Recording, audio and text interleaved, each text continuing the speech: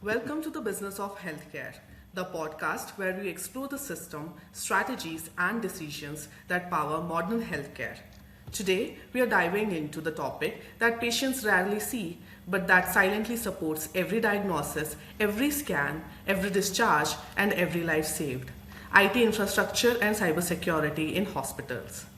Joining me is Sunil Nair, a transformational IT leader with over 30 years of global experience across IBM, Kyndryl, RM Education, and Aster DM Healthcare.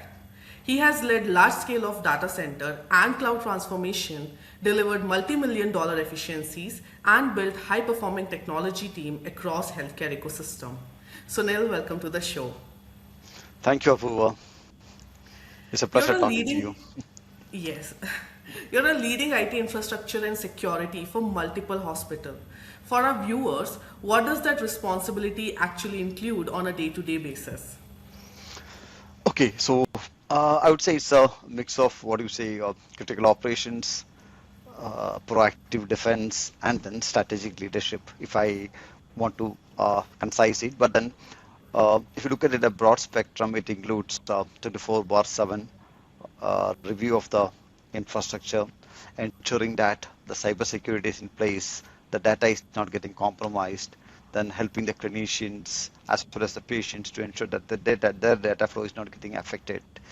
And compliance is another part. So we have to ensure that we are compliant with all these existing regulations like HIPAA, GDPR, and now DPDP, which has come in India as well. So we have to look at these coordinations. Then another thing that we have to do is that since we are a hospital chain, there are different hospitals. So I have to balance these hospitals with respect to the cost, optimize the cost, and take it forward. So these are some of the things that we do. And if you look at other things that we do, we need to ensure that our engineers are trained. They are kept well trained so that they can access any issues. And in case an issue happens, so if an outage Correct. happens, like a cyber attack happens, then there should be someone to take responsibility for the same thing and drive the things so that someone should be there with a calm mind who can address the issues calmly. So when such storms happens, we need to take command and then drive the things so that the outage is contained as well as the hospital operations are not getting affected. So these are some of the things that we do on a day-to-day basis. That's a massive operational and security responsibility across multiple Mhm. hospitals. We often hear that IT is the backbone of the hospitals. And from your experience, how does the infrastructure daily impact the patient and clinical workflows? Uh, it impacts a lot. So unless the infrastructure is up, and I'll give you an example. For example, a patient comes to the hospital. He has got a critical issue. And if the patient has been visiting or is a regular patient in a hospital, the advantage is that as soon as the patient registers and he or she seeks appointment with the doctor has got his medical records ready. So if you look at the electronic health record, it has got all the reports of the patient. And when the patient calls in as a casualty or an emergency, we know, the clinician knows what this patient needs, what is his or her medical history. So whether it's a cardiac patient, whether it's a nephrology patient, or whether that patient has got some infectious disease, everything the attending clinician knows beforehand, because our EHR captures all this information, and within a flip of a minute, the clinician will be able to fetch the records, provided the infrastructure is up and running robustly. However, if the infrastructure is not there, if something goes down, imagine the chaos that comes up. The clinician will have no clue about the patient's history, because the clinician will be seeing hundreds of patients on a day-to-day basis. They will have no clue. So when the patient comes in, the bystander might have to explain all these things to the patient, and that might be correct, might not be correct. So he or she will not be able to take a, what you say, a judicial approach, a clinical approach in a judicial way. So that's Right. where IT comes in and helps out the patients. That really highlights how critical IT is on the IT clinical is. side. What happens when the system, slows down or go offline? What is the real world impact on doctors and patients? Okay, we had issues like that earlier as well. So when the system goes down, the problem is that the records might not be available right away. So the hospital has to go into the manual mode. So wherein the records might have to be written with pen and paper. The lab reports might have to be fetched. Earlier it was available electronically, but if the system is too slow or if the system is not reachable, uh, the problem is that these records will have to be fetched manually. And because even we do everything electronically, a manual copy will be kept in the hospital. That manual copy will have to be fetched, and Okay. that will delay the care that is to be given to the patients. So that will impact the patient care in a big way. So that's where the aging infrastructure becomes an issue for. So, going offline is not just an IT issue, it actually also affects care delivery if it's not written manually, but it does affect the care delivery. So, It hospital definitely system affects. handles, yes. Hospital system handles extremely sensitive patient data. How do you classify that who can access the data and and it reaches the right people, the information reaches the right people? Okay, that's again another very critical issue. So if you look at the hospital data, it's very critical in the sense the data going into the wrong hands can uh, uh, it will be even a national security issue. It will go to Okay. that level. If you look at the VIPs that come to the hospitals, and if the data gets compromised, it can even become a national calamity or national defense issues as well. So what we do is that we protect the data. We have got our own guardrails to protect the data. That's one part. And then another thing what we do is that we classify the data into sensitive, highly sensitive, and PI and PHI. And then Okay. what we do is that we give access to people based upon their roles. So it will be a role-based access, and it will also be what is the attribute-based access as well. So if a doctor needs to see the data of the patient, that doctor should see the data of only the patient that's assigned to him, not to someone else. So that's the attribute-based control that we bring in. And then role-based is that a doctor and a nurse, they need to see the data in different ways. A billing technician need not see the clinical notes. They need to see only the billing details. So that level of role-based access should be given. So that's what we do to protect the data. And then another thing that we do is that we protect the data using micro-segmentation, so that Okay. the network is segmented so that only the required people at the required location will get the data. So we follow that CIA triad where confidentiality, integrity, and availability becomes very important. Okay. So that the balance between the accessibility and the privacy is very critical. And It is. with regulations like DPDP, HIPAA, and GDPR becoming more and more relevant, how has the accountability of IT teams evolved? Okay. If you look at IT as a whole, in the hospitals, it was always taking a back seat. But with Okay. the coming up of HIPAA, GDPR, and latest DPDP in India, IT has become an enabler. It's no longer taking the back seat now. IT has become the enabler, and it becomes a board level decision to ensure that the data integrity and the infrastructure is up and running. So that's the change that has happened over the decade. So now IT has become an enabler. IT has become a strategy, and IT has moved from cost to a risk avertment. So that's the change that has come up uh, with respect to IT.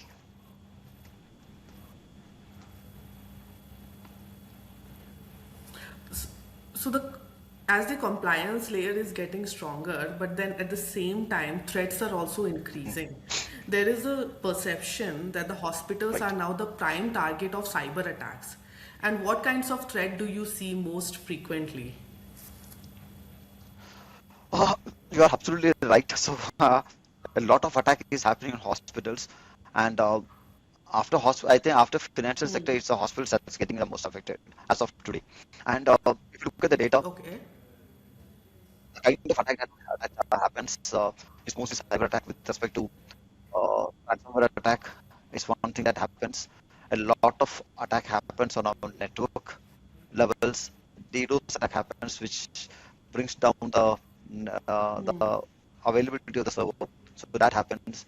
a lot of phishing attack happens, wherein some links are given to the will come with an email, and the people in the hospital, or uh, the staff in the hospital, they unknowingly click on the link, owing to which a compromise is being Okay. done on the security of the hospital. So all these things happen. So we have to be very careful in choosing the right tools to protect these things. So in Aster, what we do is that we have got a perimeter level security. We have got security at we encrypt the data. We have got phishing tools, which we give phishing training to the staff as well. And another thing that we do is that we ensure that we have got a emails protection software, which protects the which rewrites the links in the email to ensure that all the bad links are removed.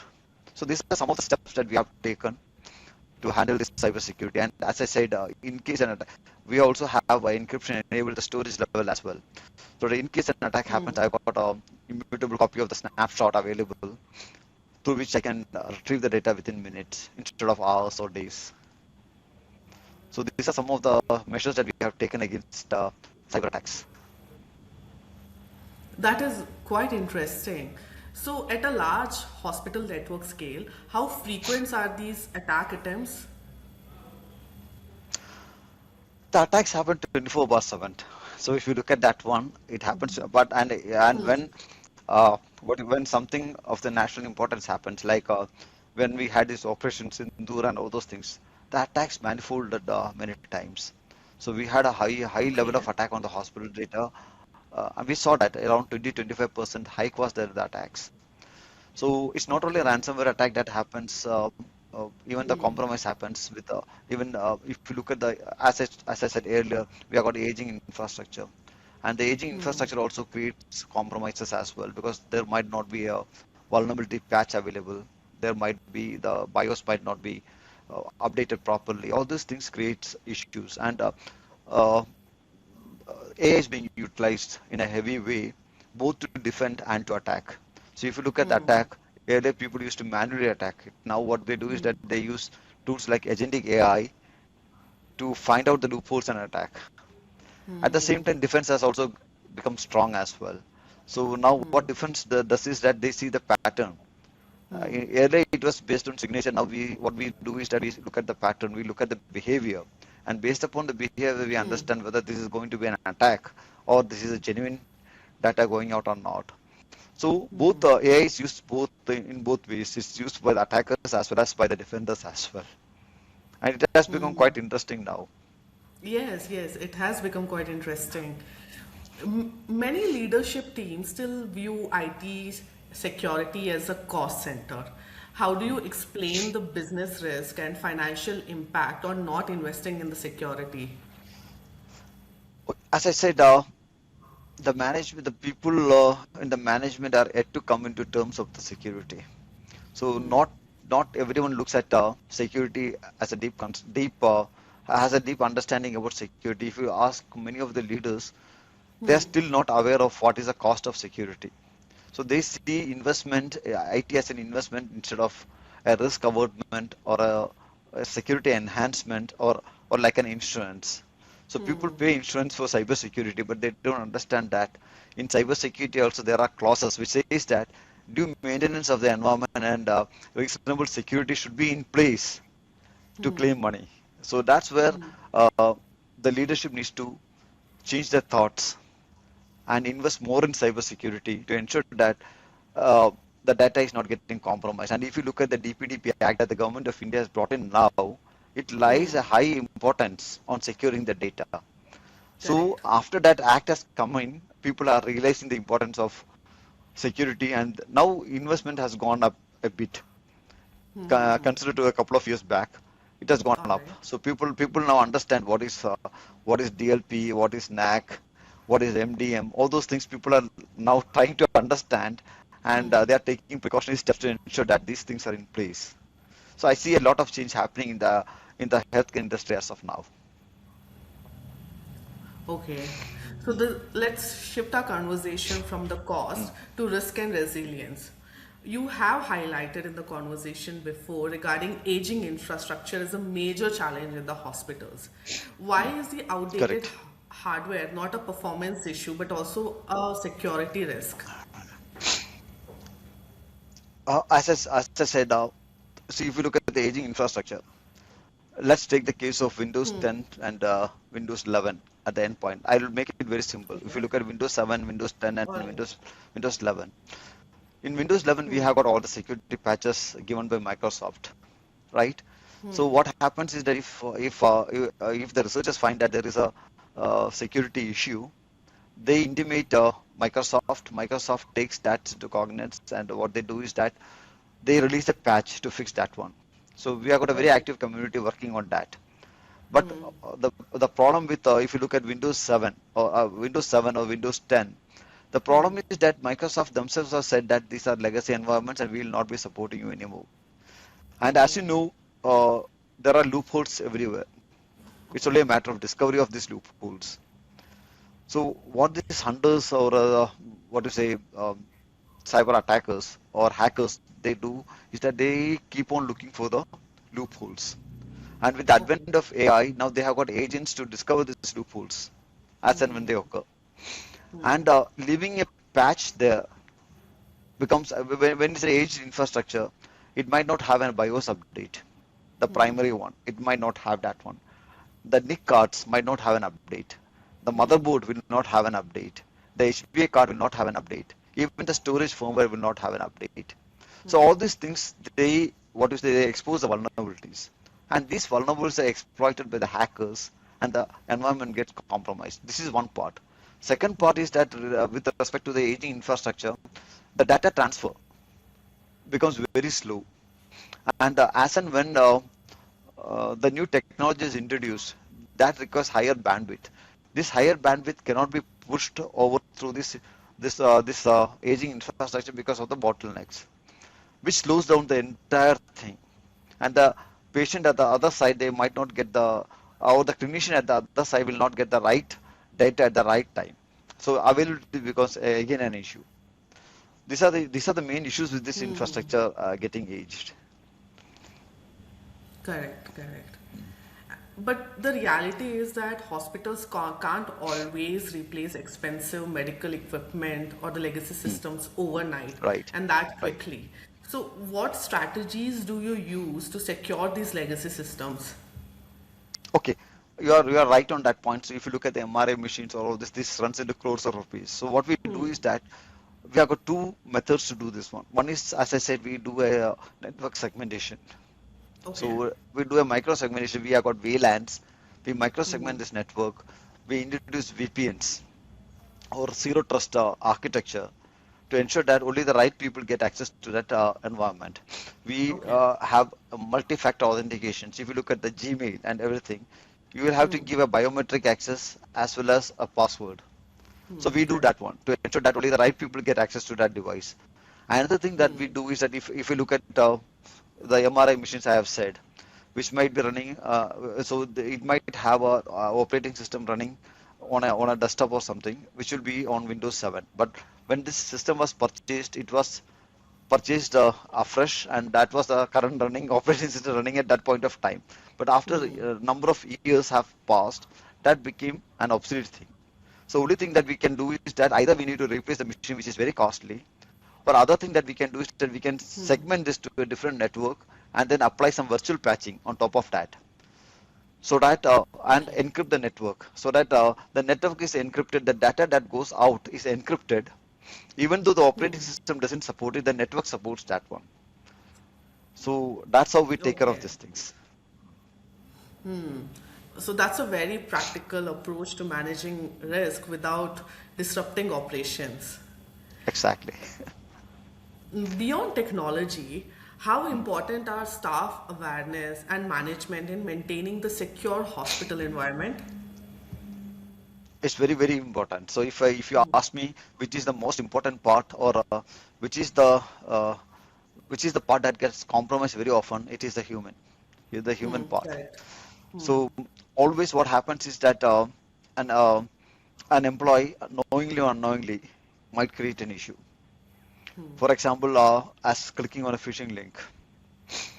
So unless the employee is made aware that this link is a phishing link, they click on that one which compromises the security of the environment. So what we do in Aster is we have got a, a agreement side with EC Council through which what we do is that we give the cyber security awareness to the staff. We run mock drills with the staff. So we ourselves give some phishing link and then we send it out to the Oh. staff and we find out how many of people have clicked on that one. We make a database of that, use that database and then train those people so that they get trained. The idea is not to punish anyone, but the idea is to make them aware that you are clicking on these things. Because of this, the hospital, if it was an actual link, it would have compromised the data. So that type of phishing awareness happens every quarter. So we do it every quarter. That's a regular thing, and in between, we do it even unannounced, so that we understand how much the people are aware of the requirement of the links. And when we look at our chat, most probably we get the ping saying that this is a phishing link. How did you allow it to come through the firewall? So we get those kinds of things also. So people are aware. This is really a nice strategy, to make people aware, doing certain kind of mock drills. Also, the experience makes you learn and make sure that you're more aware about the kind of links that you're going to click. So I really like that idea. So looking ahead, One what of one should of the other things that hospitals? one of the other things that we do is that when a mail comes from an external agency, we mark it as external so that the people reading that mail knows that okay, this has come from an external party as well. So that's another Got thing it. that we do. Okay. You might have Yeah. seen that in your office Yes, as well. So yes, yes. when the mail comes from an external party, it's highlighted. So that's one kind of awareness that we give to the people saying that be careful, this mail has come from an external source. Do you know this person or not? Correct, correct. That's one kind of Yes. awareness that we do. Looking ahead, what should hospital CXOs prioritize when planning IT infrastructure for the next few years? So if you look at mm, the policies that they need to, what I would say is that they need to take a blend about in the infrastructure. So whatever legacy, so they need to have it in a hybrid mode. That's what I would recommend. Okay. Whatever is aging, you need to push it into a cloud environment and secure it there. So that the legacy systems, cloud has got its own security. The only thing is that we need to subscribe to it. So if you subscribe to the cloud's security, then most of the things are taken care of. All the legacy systems, we can push it there. We can convert that to a VM and we can push it there so that it takes it's given due care. And whatever things are critical, we can keep it in on-prem. For example, if you look at hospitals, the PACS information, PACS data is huge. That part you can keep it in the hospital, whereas the control plane you can keep it in the cloud. So that in case something goes down, you still have the data available, and that becomes faster. And cyber security has to be put in design as well. So currently what we do is that we top it up. Instead of topping that up, what we need to do is that cyber security should be there by design so that people understand, okay, if you click on this one, this is going to compromise the data and this is the fine that you go to pay. Government of India has done a good job with coming up with DPDPA Act with all the penalties specified so that people know that if you do this one, this is the penalty that you have to pay. So how to Correct. avoid that penalty? So to avoid that penalty, you have to take step 1, 2, 3, 4, 5. So those steps people are forced to take now. So this is one of the things that the leaders should take into consideration. And another thing that they need to do is that they need to go for API based security. So whatever is getting connected, instead of connecting it directly, put it in a data lake. And from the data lake, give the data out so that you have got a single source of truth instead of picking the data from multiple sources, make it in a one single source. Take the data from Correct. there so that the total load on the hospital comes down. And from the data lake, you can give the data out for many reporting purposes. All those things you can do that one. Another thing is that make it automated. Whatever things can be automated, make it automated so that with the help of AI, you can automate a lot of stuffs. Correct. You have got a lot of agents which you can use and then automate this stuff. The advantage of automating is that you can reduce the human errors in total. So when you do a automation, the advantage is that uh, it brings more efficiency. It removes the human error element. So if I do a job today and if I do it tomorrow, the same person can bring in some error because he's doing it again and again.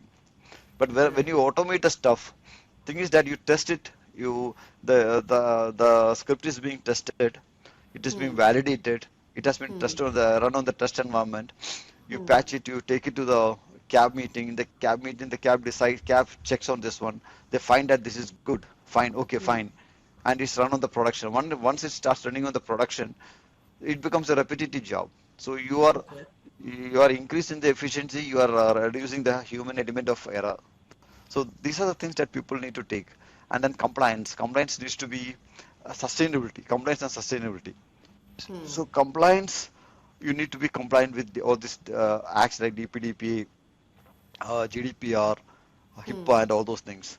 So that will bring in confidence to the patients. So patients. So if you look at our hospitals in India, most of the major hospitals have got patients coming from outside India.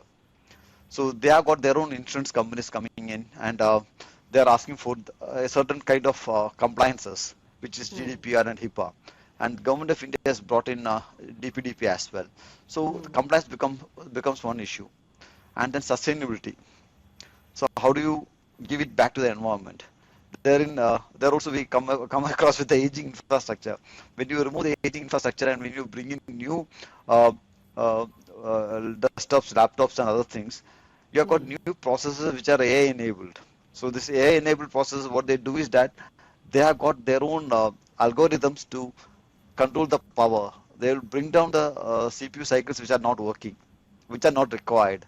So that way you can save a lot of power and you can give it back to the environment. So these are some of the things that we can do as part of what do you say priorities for hospitals. Correct, correct. Sunil, this has been a very incredible and very insightful conversation. And it's clear that IT in hospital is not just a support function, and in your own words, as you said before, that it is a clinical enabler, a risk manager, and a strategic business driver. Thank you so much for joining us today. You're welcome, and I enjoyed discussing with you as well, Apoorva. Thank you. And to our viewers, if you enjoyed this episodes of the business of healthcare, don't forget to follow, share, and subscribe as we continue to explore the ideas of shaping the future of healthcare. Until next time, stay informed, stay secure, and keep building better healthcare system. Thank you.